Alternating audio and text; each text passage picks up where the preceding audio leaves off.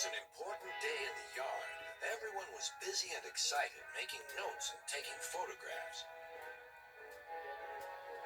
A special visitor had arrived and was now the center of attention. "Who is that?" whispered Thomas to Duck. "That," said Duck proudly, "is a celebrity." "A what?" asked Percy. "A celebrity is a very famous engine," replied Duck. "Driver says we can talk to him soon." "Oh," said Thomas, "he's probably too famous to even notice us." Just then Gordon arrived. "Huh," said Gordon.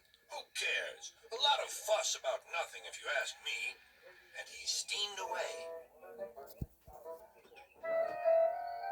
Later that night, the engines found that the visitor wasn't conceited at all. He enjoyed talking to the other engines till long after the stars came out. He left early next morning. Gordon was still complaining. "Good riddance," he grumbled, "chattering all night. Who is he anyway?" "Duck told you," replied Thomas. "He's famous." "As famous as me? Nonsense." "He's famouser than you. He went 100 miles an hour before you were even thought of." "Huh, so he says," puffed Gordon, "but I didn't like his looks. He's got no dome. Never trust domeless engines. They're not respectable. I never boast, but I'd say 100 miles an hour would be easy for me. Goodbye." Duck took some freight cars to Edward's station. "Hello," called Edward. "That famous engine came through this morning. He whistled to me. Wasn't he kind?" "He's the finest engine in the world," replied Duck. Then he told Edward what Gordon had said. "Take no notice," soothed Edward. "He's just jealous. He thinks no engine should be famous but him. Look, he's coming now." Gordon was running very fast. His wheels pounded the rails. "He did it, I'll do it. He did it, I'll do it." Gordon's train rocketed past and was gone. "He'll knock himself to bits," chuckled Duck.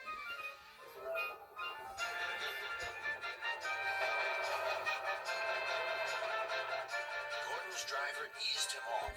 "Steady, Gordon. We aren't running a race." "We are, then," said Gordon, but he said it to himself. Suddenly, Gordon began to feel a little strange. "The top of my boiler seems funny," he thought. "It feels as if something is loose. I'd better go slower." But it was too late. On the viaduct, they met the wind. It was a teasing wind which blew suddenly in hard puffs. Gordon thought it wanted to push him off the bridge. "No, you don't," he said firmly. But the wind had other ideas. It curled round his boiler, crept under his loose dome, and lifted it off and away into the valley below.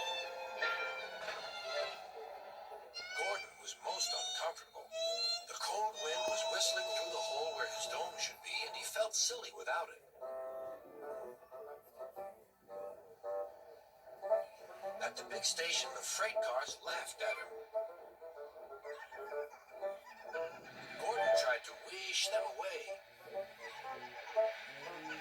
but they crowded round no matter what he did. On the way back to the shed, he wanted his driver to stop and fetch his dome. "We'll never find it now," said the driver. "You'll have to go to the works for a new one." Gordon was very cross.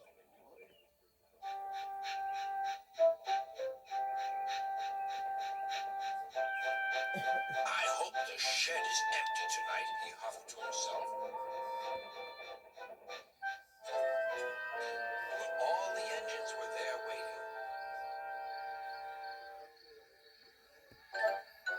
"Never trust domeless engines," said a voice from somewhere behind him. "They aren't respectable."